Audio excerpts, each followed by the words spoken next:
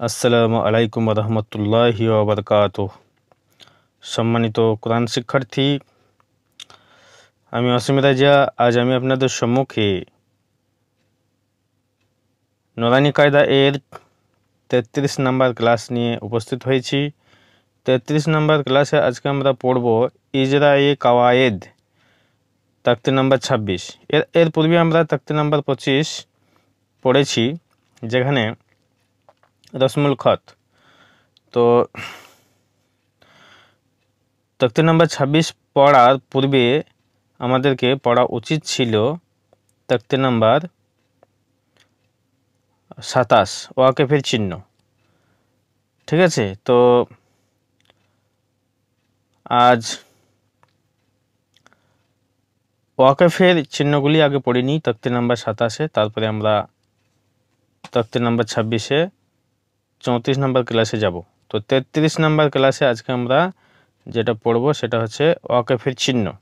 অর্থাৎ কোন বর্ণ, অর্থাৎ আয়াতের শেষে যে গোল চিহ্ন, অর্থাৎ একটা সেন্টেন্সের পরে যে গোল চিহ্ন সেটা আয়াত, সেই আয়াতের কখন কোন চিহ্ন থাকবে, তখন কীরমভাবে থামতে হবে সেটা আগে আমরা চিনে নিই। ঠিক আছে, আউযু বিল্লাহি মিনাশ শাইতানির রাজিম, বিসমিল্লাহির রহমানির রহিম। ওয়াকফের চিহ্নসমূহগুলি হচ্ছে এই নিম্নে এরূপ, এইগুলো। ঠিক আছে, এগুলি হচ্ছে ওয়াকফের চিহ্ন।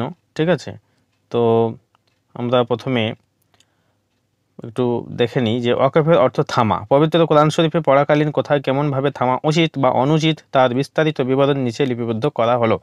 তো পড়ার সময় এই সমস্ত বিষয়গুলি খেয়াল রাখা অতি জরুরি। তাহলে আমরা যখন কোরআন শরীফ পাঠ করব, যেমন এই যে আয়াতগুলো পড়ব, এই যে তো যেমন এই আয়াতটা যখন পড়ব তখন কিভাবে টান দিয়ে শেষে থামতে হবে, এগুলো আমরা এখানে শিখে নেব। তো এগুলো শেখার পূর্বে অর্থাৎ আমাদের এই যে চিহ্নগুলি আগে জানতে হবে বিষয়টা। তো এই যে প্রথম চিহ্ন আমরা গোল আয়াতের মতো, এই যে গোল চিহ্নটা যেটা আমরা পাচ্ছি, এই চিহ্নকে আয়াত বলে। এখানে থামা উচিত, অবশ্যই থামতে হবে। ঠিক আছে, অর্থাৎ এখানে থামা উচিত, এই চিহ্নকে আমরা আয়াত বলি, তাই না? তারপরে এই যে যদি মিম পাই, পড়তে পড়তে আয়াতের পরে যদি মিম পাই, তাহলে সেটাকে এটি ওয়াকফে লাজিমের চিহ্ন, এখানে অবশ্যই থামতে হবে।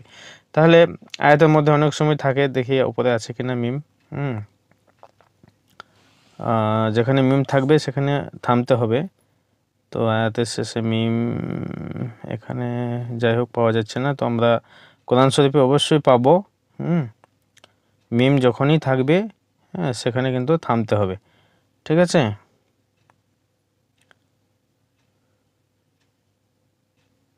বেশ, যাই হোক, তো আমরা তাহলে মিম এখানে ওয়াকফে লাজিমের চিহ্ন, এখানে অবশ্যই থামতে হবে। তাহলে মিম হচ্ছে ওয়াকফে লাজিম। আর এই চিহ্নটা অর্থাৎ এই যে গোল চিহ্ন যেটা আয়াত বলছি, সেটা হচ্ছে এটা হচ্ছে আয়াতের চিহ্ন, এখানে থামা উচিত। আর মিম এটা ওয়াকফে লাজিমা, অবশ্যই থামতে হবে। এখানে মুতলাক অর্থাৎ সাধারণ থামার চিহ্ন, এখানে থামা উচিত। এটা থাকলে সাধারণ থামতে হবে, থামা উচিত। সিন এখানে নাম মাত্র থামা দরকার, অথবা সিন কাপ তাহা সাকাতা, এইটা যদি থাকে বা এইটা যদি থাকে, তাহলে একই নিয়ম। এখানে নাম মাত্র থামা দরকার, কিন্তু শ্বাস ছাড়া অনুচিত। তাহলে শ্বাস ছাড়া যাবে না, অর্থাৎ শ্বাস ছাড়া অনুচিত, নাম মাত্র থামতে হবে। ঠিক আছে, এই সিন বা এই সাকা। তারপর যেটা আসছে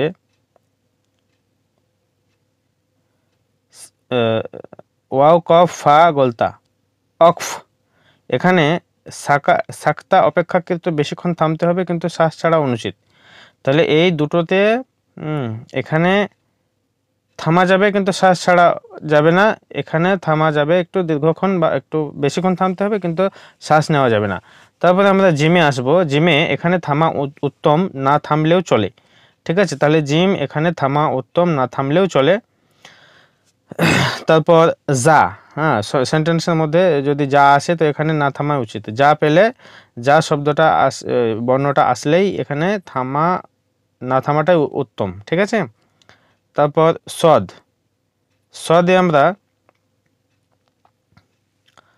সদে যেটা আমরা পেলাম সেখানে এখানে মিলিয়ে পড়া উচিত, কিন্তু যদি শ্বাস না থাকে তবে থামার অনুমতি আছে। তাহলে পড়তে পড়তে যদি সেন্টেন্সের এই সদ কোথাও চলে আসে থামার জায়গা ওয়াকফ অফ, তো সেখানে মিলিয়ে পড়াটাই উচিত। যদি শ্বাস বা মানে নিঃশ্বাস প্রশ্বাস শ্বাস যদি না থাকে তাহলে থামার অনুমতি আছে।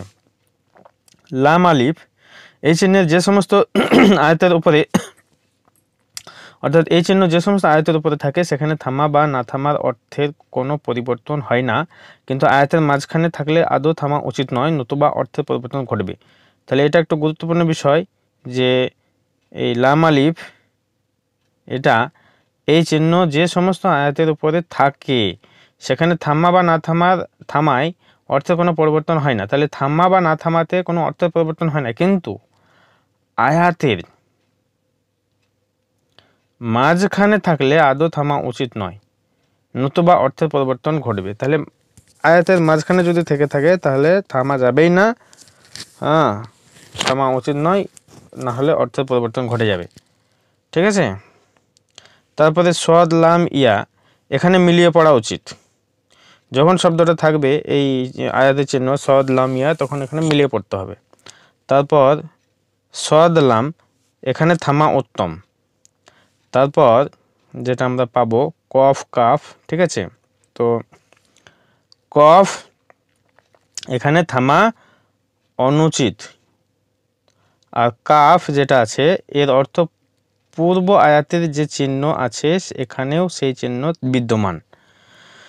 তাহলে এর অর্থ পূর্ব আয়াতের যে চিহ্ন আছে এখানেও সেই চিহ্ন বিদ্যমান, একই মানে তাহলে কপ এখানে থামতে পারি না থামতে পারির সাথে কোনো সাথ নেই। তো কফ এর অর্থ পূর্ব আয়াতের যে চিহ্ন আছে এখানেও সেই চিহ্ন বিদ্যমান। ঠিক আছে, কফ আর ফা যদি থাকে তো এখানে থামা আবশ্যক।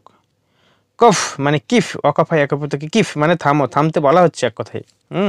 তো এখানে থামা আবশ্যক।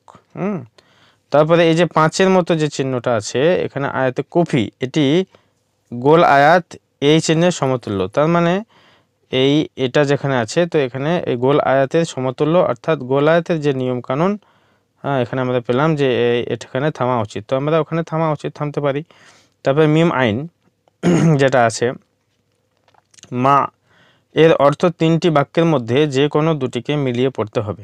ঠিক আছে, তাহলে এর অর্থ 3টি বাক্যের মধ্যে যে কোনো দুটিকে মিলিয়ে পড়তে হবে। তাহলে মিম আইন এর অর্থ যে 3টি বাক্যের মধ্যে যে কোনো দুটিকে মিলিয়ে পড়তে হবে। তাহলে 3টি বাক্য 3টি আয়াতের মধ্যে যে কোনো দুটিকে মিলিয়ে পড়তে হবে।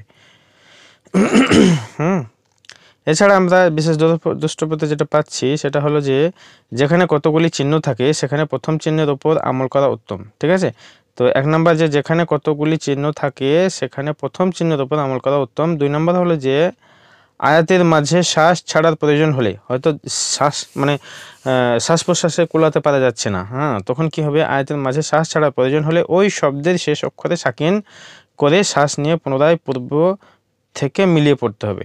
এটা একটা নিয়ম। তো একটা বড় সেন্টেন্স আছে বা বড় আয়াত আছে, 2 লাইন বিশিষ্ট বা 1 লাইন বিশিষ্ট, হয়তো মানে শ্বাসে কোলাতে পারছে না, তখন আপনারা যেখানে থামবেন সেখানে সাকিন পড়ে থেমে পূর্বের শব্দের সঙ্গে মিলিয়ে পড়তে হবে। তাহলে এটা নিয়ম হয়ে যাচ্ছে।